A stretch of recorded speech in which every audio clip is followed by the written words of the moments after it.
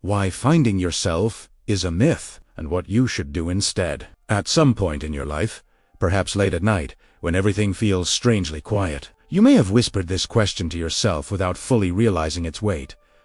Who am I really? Not the version others see, not the roles you play, not the labels you've inherited, but the real you, the one you believe is hidden somewhere beneath confusion, fear, and unfinished dreams, waiting patiently to be found. And so, you search. You read books, watch videos, travel, meditate, analyze your past, question your personality, your purpose, your pain, all with the silent hope that one day something will click, a moment of clarity will arrive, and suddenly you will find yourself. But here's what no one tells you. What if the reason you feel lost is not because you haven't found yourself yet, but because there is no fixed self to be found in the first place?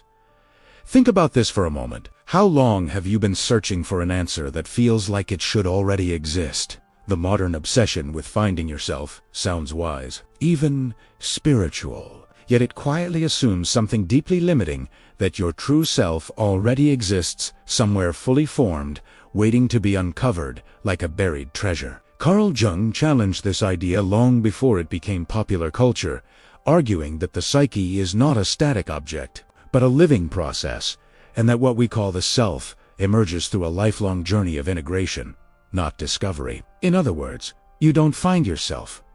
You become yourself. But here's where the illusion becomes dangerous. The myth of finding yourself often keeps people stuck in endless searching, reflection, and analysis, while real transformation requires something far more uncomfortable: commitment, responsibility, and action without guarantees. Friedrich Nietzsche believed that the self is not something given, but something created, forged through struggle, choice, and the courage to impose meaning upon chaos. And he warned that those who wait to know who they are before they act often end up never acting at all. Now ask yourself honestly, how many times have you delayed a decision because you felt you didn't know yourself well enough yet? Napoleon Hill observed a similar pattern from a psychological perspective, noting that people often confuse clarity with readiness, believing they must fully understand themselves before committing to a path, when in reality identity is shaped by commitment, not before it. While Carl Jung saw this process as individuation,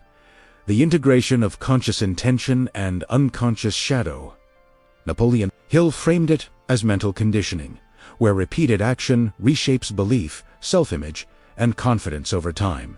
Different language, same truth. You do not uncover who you are by thinking harder about yourself. You reveal who you are by what you choose to do when uncertainty remains. But here's what no one tells you. The endless search for identity can become a sophisticated form of avoidance. Alan Watts spoke often about how the mind loves to turn life into a problem to be solved, rather than an experience to be lived.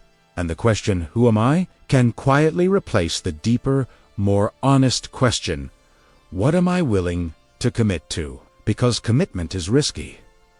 It closes doors. It exposes you to failure. It forces you to live with consequences. And so instead, many people stay in the comfort of seeking, believing they are progressing simply because they are thinking, learning, and reflecting, while their life remains unchanged. Viktor Frankl, who understood human suffering at its deepest level, argued that meaning is not found through introspection alone, but through responsibility to something beyond the self, a task, a value, a cause, or a way of being that demands expression now. From this perspective, identity is not something you discovered by looking inward endlessly, but something revealed through how you respond to life's demands. Think about this for a moment.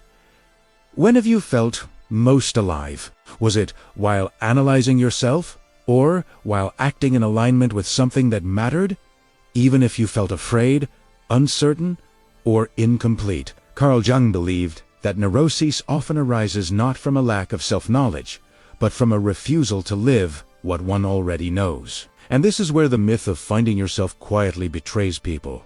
It convinces them that insight must come before action, when in reality, action often creates insight. Friedrich Nietzsche described this as the danger of becoming a spectator of your own life, endlessly observing, interpreting, and questioning, while never stepping fully into the arena where identity is forged. Now ask yourself this: what version of yourself is being created by the choices you are making right now? Because whether you realize it or not, you are already becoming someone. Every habit, every avoidance, every risk taken or avoided is shaping your character, your values, and your future. Not someday, but now. The self is not hiding. It is happening. Napoleon Hill emphasized that repeated thought, combined with decisive action, forms character, and character determines destiny, meaning that waiting to find yourself before acting is like waiting to build muscle before lifting weight. The process itself creates the result. Alan Watts would add that the attempt to define yourself before living is like trying to bite your own teeth, an endless loop that never resolves. Because the self is not an object you can step outside of and examine fully. But here's where the story begins to rise. If finding yourself is a myth, then you are no longer behind, broken, or late. You are simply unfinished. And unfinished does not mean flawed.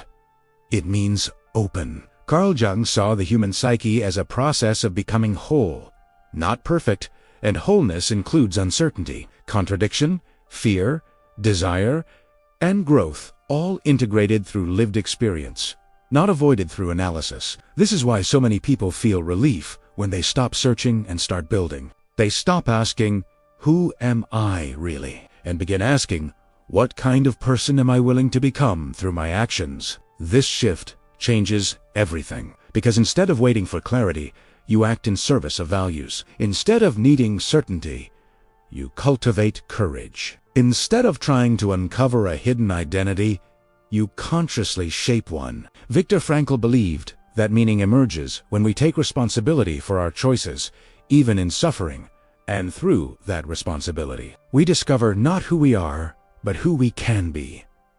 Think about this for a moment. What if the pressure to find yourself has been keeping you stuck? What if the freedom you seek comes not from knowing yourself perfectly, but from choosing yourself imperfectly, again and again, through action? This does not mean reckless behavior or blind ambition.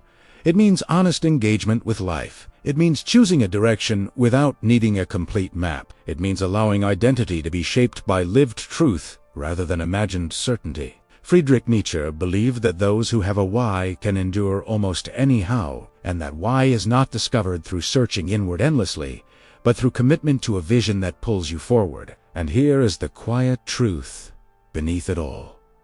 You are not lost.